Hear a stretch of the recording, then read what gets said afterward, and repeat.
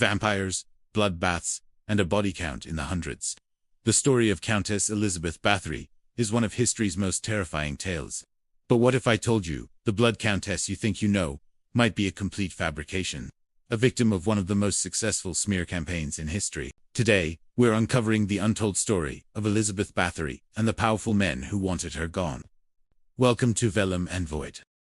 Born in 1560 into one of Hungary's most powerful noble families, Elizabeth was exceptionally intelligent, well-educated, and incredibly wealthy.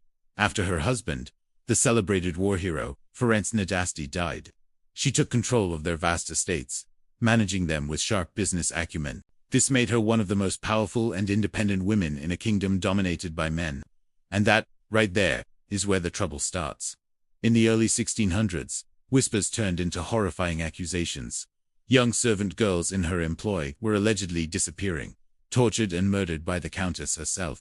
The tales grew wilder, claiming she bathed in their blood to preserve her youth. The chief accuser, a man named György Thurzó, the Palatine of Hungary, who happened to owe Elizabeth a massive debt. Coincidence?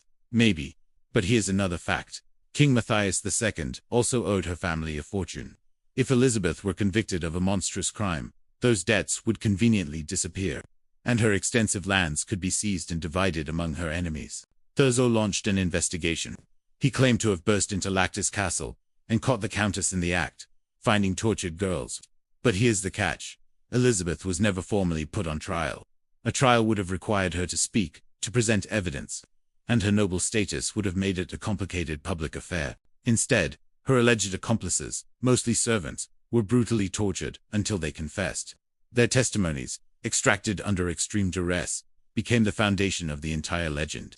Over 300 witnesses were supposedly interviewed, but their statements are full of contradictions, hearsay, and secondhand gossip. Many of the original documents have mysteriously vanished over the centuries. So, was Elizabeth Báthory a sadistic serial killer, or was she the victim of a political conspiracy, fueled by greed and fear of a powerful woman?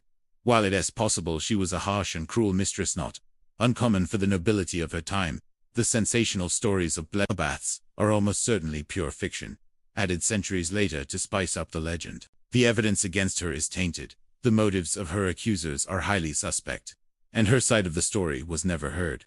She was walled up in a set of rooms in her own castle, where she died 4 years later, silenced forever.